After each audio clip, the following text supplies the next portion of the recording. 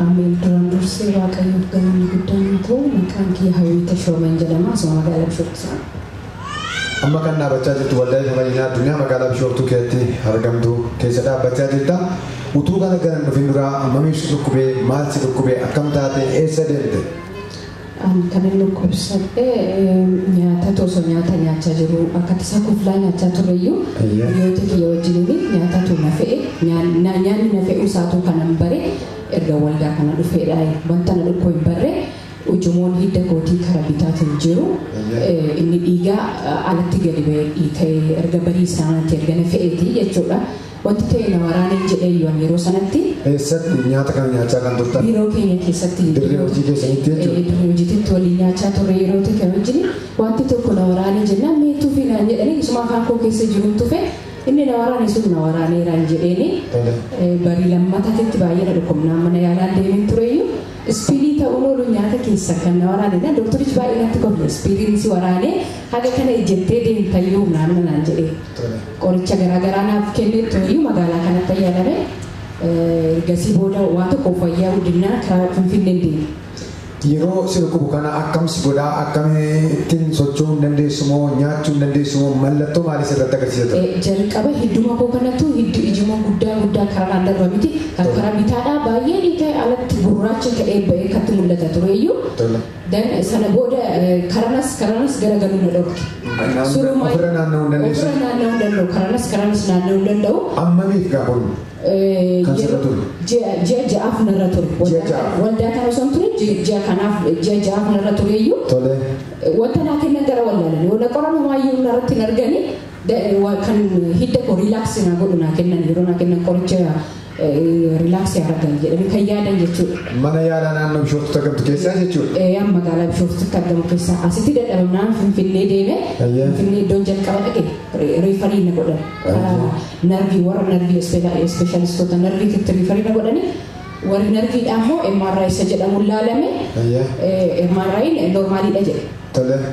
Inni normaalidha jennaan qoricha wayinaa kennan akkanuma qoricha wayinaa maa kennu silaa isaan dadhaban waan ta'eef naa kennanii isa liqimsee fidnaan yoo sitti hojjechuu baatte koottedhan natti wayyannee nan deebi'e altiraasaawundiin ta'e altiraasaawundiin eenyu saspeensiin agarsiisa waan xiqqoo wayii waan taate kan beekamne ujumoo kana gidduu akka jiru in agarsiisa jedhanii. Waan ta'e hin jirti. Wanni ta'e tokko hin jirti jedhan. Ergasii booda immoo kanaaf jecha sitii iskaanii ergan karaa biraatitti jechuudha. Amma Bishooftuu irraa rifarii Finfinneetti iddoo tokkotti si ergan. Inni isaan immoo si ilaale. Lammaffatti na erge. Ammas inni immoo lammaffatti. Sadaffaatti na erge. Inni lammaffaan immoo sadaffaatti erge. Sadaffaatti na erge. Jarreenni kun yookaan ogeessonni kun warra ispeeshaaliidha moo? Ispeeshaalistoota narviiti warra mormaa kanaa ol warra hojjetan. Warra kanaa ol qoratan. Beektota warra jedhamanidha. Inni sunis na laale ho'umaa tokko nagarra jedhetti naa kenne riizaaltii bahee naaf kenne fudhadhee naqee iddoon jalqabatti ilaalamutti akkanuma qoricha ammas kabiraan ajajanii atoo maayyuu qabdu inumaayyuu xumurarra abbaa manaa kiyya faana wajjin ture saayikooloojikaal peenii qabaachuu qabnu dandeessi ishiin jedhanii in amansiisan isaan osoo dhukkubsatee warra dhukkubsannee jedhanii aman tokko jiru miti akkasitti dhukkubsadhe jettee waa yaadduuf malee dhukkubumaayyuu waa tokko hunda qoranneerra kan dhiigarra jirus kan narviirra jirus homaayyuu qabdu saayikooloojikaal peenii ta'uun oolu tiriit godhaa jedhanii abbaa manaa kee gorsa kennan gorsanee innis galee bakka ati saayikooloojikaal peenii ta'uu danda'a kanaafuu hin fayyitaa kana ofii yaadin ofitu bakka waa tokko yaadinatti minaaminaan jedhe dooktoricha iyyuu saayikooloojikaal peeniidha jedhee ana dhoksee itti muudhaaf yaadani dooktar namni bee osoo dhukkubsate saayikooloojikaal peenii sochii normaa naman dhoowwuu jedhaniira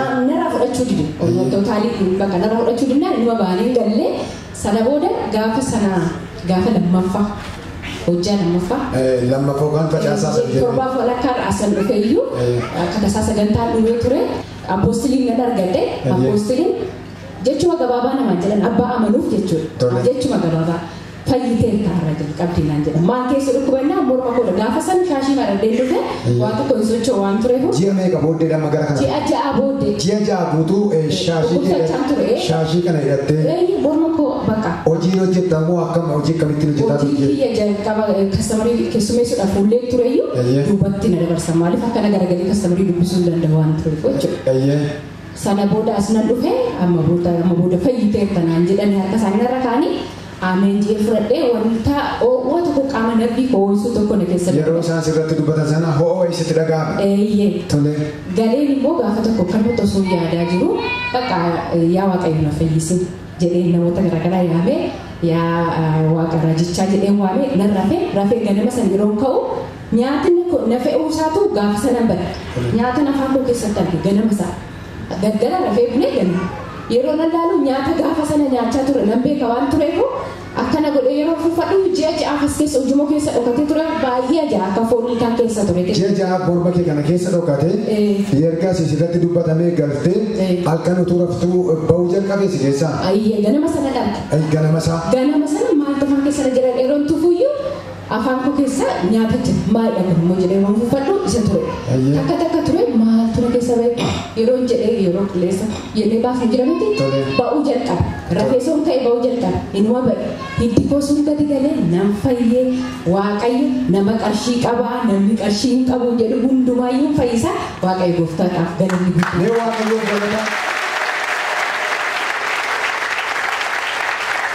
Egaa akkama ji'a ja'a guutuu mana yaalaatti iddoo adda addaatti ogeessa neerbii warra jedhaman sammuu ol qoratu warra jedhaman hunduma isaanii bira dhattee furmaata argachuu hin dandeenye.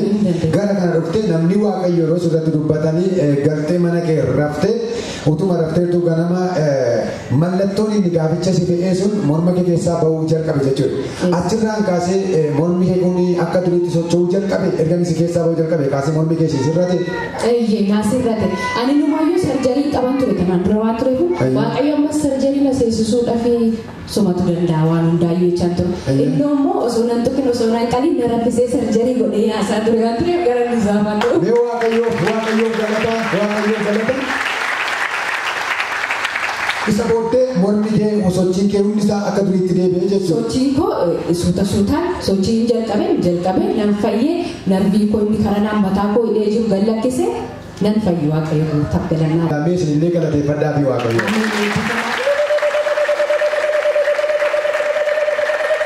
Dhimma irratti carraa tokko si kenna namni miidiyaa kana ilaalu ni jira as ta'anii kan rakkatan kan danqamantu jira furmaati koos ta'edhanii mana qorichaarra kan marmaarantu jira habdii isaanii irra ka'anii isaan kanaaf maal jettaa sababiin isaatiillee gaaficha gaafa dhaqaa turte abdii kee chumarra keessa marmaaraa turte dhumarratti gaafitti bara kanatti deebitee jechuudha dhumarratti dhaamsa maal qabda isaan kanaaf.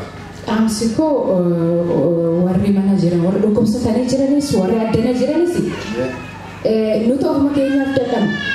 Qarshii keenya fudhachuu horii keenya fudhachuu yaaduma dadhabna malee waaqayyo waan hundaayyuu danda'a. Isa hiyyeessaafis isa dureessaafis kan jiru waaqayyo qofa. Kanaafuu hundi keessanuyyuu waaqayyo keessaniin amanadhaa karana koottaadha waaqayyo fayyisaadha.